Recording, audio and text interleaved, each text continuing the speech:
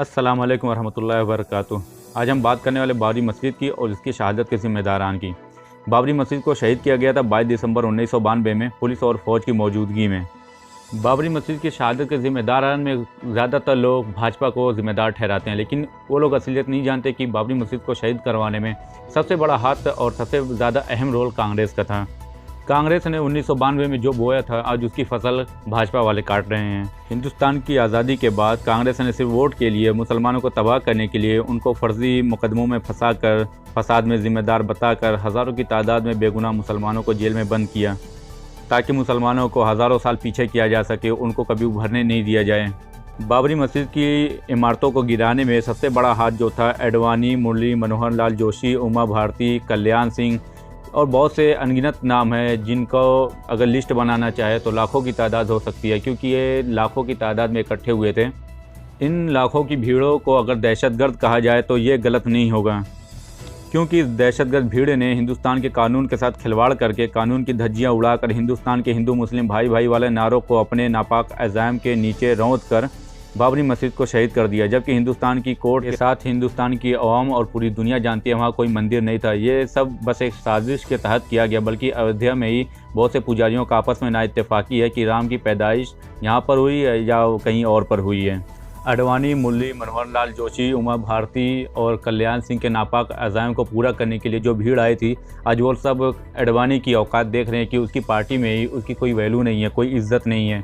सबसे ज़्यादा हंसी की बात यह है कि जिस अमित शाह को भगौड़ा तड़ीपार कहा जाता है, वो हिंदुस्तान के कानून को, वहाँ की गवर्नमेंट को संभाल रहा है। तड़ीपार अमित शाह ने अडवाणी की औकात उनकी पार्टी में 0/0 कर दिए। वो ज़मीन की धूल के भी बराबर उनकी हैसियत बची नहीं है उनकी पार्टी के अंदर। बाबरी मस्जिद का केस सुप्रीम कोर्ट में कई सालों तक चला और आखिरी में आते आते ये लग रहा था कि मुसलमानों के हक़ में फ़ैसला आएगा, क्योंकि कोई भी कागज़ या कोई भी प्रूफ ऐसा नहीं था कि वहाँ पे पहले मंदिर थी, उसको तोड़कर मस्जिद बनाई गई। लेकिन फिर भी हिंदुस्तान के मुसलमानों के हक़ में फ़ैसला नहीं आया। इस मामले में लोगों का मानना है कि कोर्ट में बैठे जजों पर भाजपा के दलालों और RSS के संघियों का पूरा दबाव था। भाजपा को दलाल इसलिए कहा हूँ क्योंकि उसके मंत्री जो हैं वो थोड़े से पैसों के लिए इधर उधर पार्टी छोड़ते रहते हैं, और RSS को संघी इसलिए कहा हूँ क्योंकि ये हिंदुस्तान के सुख शांति अमन चमन के लिए यह खतरा है। और RSS के लोग अपनी घटिया नापाक अज़ाम को पूरा करने के लिए बाबरी मस्जिद की शहादत करवाए, ताकि वहाँ पे दंगा फसाद करवा के हिंदू मुस्लिम करवा कर अपनी सत्ता बनाई जाए। बाबरी मस्जिद की जगह पर राम मंदिर बनाने का बयान कई मरतबा भाजपा के दलाल नेता लोग दे चुके हैं, और RSS के संघी लोगों की तरफ से बयान भी आ चुका है कि वहाँ पर मंदिर बनाया जाए। कुछ दिन पहले बाबरी मस्जिद की हिमायत में असद ओवैसी साहब की तरफ से एक बयान आया, जिसको देखकर RSS के संघियों और भाजपा के दलालों के अंदर एक मिर्ची सी लग गई है। इन लोगों को परेशानी तो होगी ही, क्योंकि एक मर्द मुजाहिद इनके बराबर में आ गया है।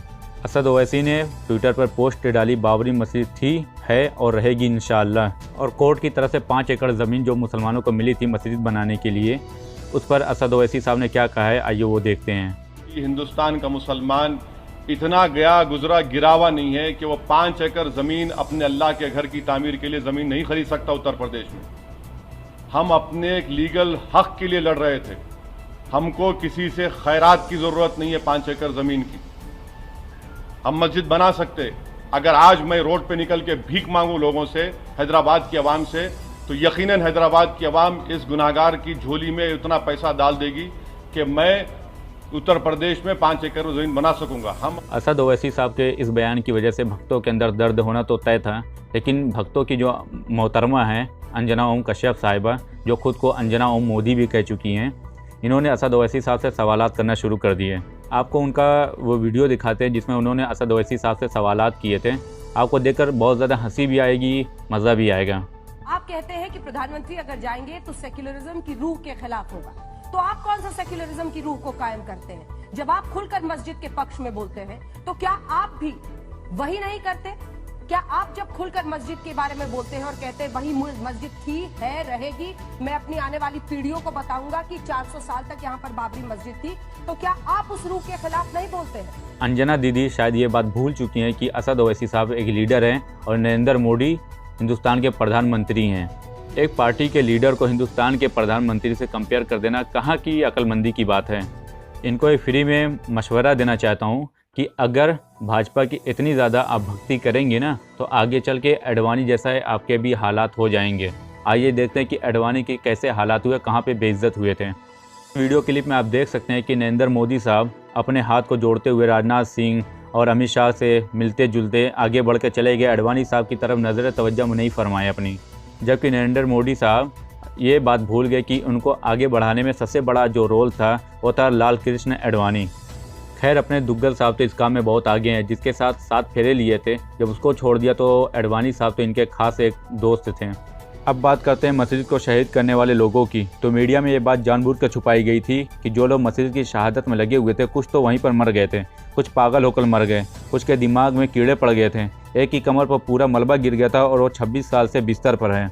तस्वीर में आप जिनको देख रहे हैं उनका नाम था बलबीर सिंह, जो कट्टर हिंदू थे और मस्जिद को शहीद करने की नीयत से आए थे। इनका एक बहुत अच्छा दोस्त था जो मस्जिद को शहीद करने में इनके साथ खड़ा हुआ था। मस्जिद की शहादत के कुछ ही दिन के बाद बलबीर सिंह का साथी पागल होकर मर गया और बलबीर सिंह बहुत ज़्यादा खौफजदा हुए। इन्होंने मंदिर के चक्कर लगाए, बाद में पुजारियों से मिले, लेकिन इनके दिल में अल्लाह का खौफ बैठ चुका था। उसके बाद अल्लाह ने इनके दिलों में हिदायत दी, इन्होंने इस्लाम कबूल किया और अपना नाम मोहम्मद आमिर रखा। मुसलमान होने के बाद वो क्या काम करते हैं इस वक्त, आइए उनकी वो वीडियो देखते हैं जिसमें उन्होंने अपना बयान दिया है। गुनाह में शरीक जिस वजह से हुआ हूँ उसका कफारा अदा करने के लिए, उसका निस्तारण के लिए हम जो है 100 मस्जिदें बनाएंगे। मोहम्मद आमिर साहब का 100 मस्जिद तामीर कराने का मकसद ये है कि ताकि वो अपने गुनाहों का कफारा अदा कर सकें। यानी जो उन्होंने गुनाह किए हैं बाबरी मस्जिद को शहीद करने का, वो सबसे बड़ा गुनाह था। वो चाहते हैं कि अल्लाह ताला उनके गुनाह को माफ़ कर दें और उनके हाथों से बनवाई गई मस्जिद के अंदर 5 वक्त अल्लाह अकबर की सदाएं बुलंद होती रहें।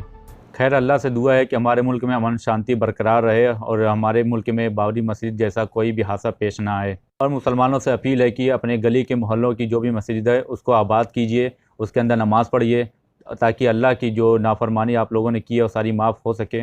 और ख़ुद को गुनाहों से बचाइए और जितना हो सके सबको रोकें।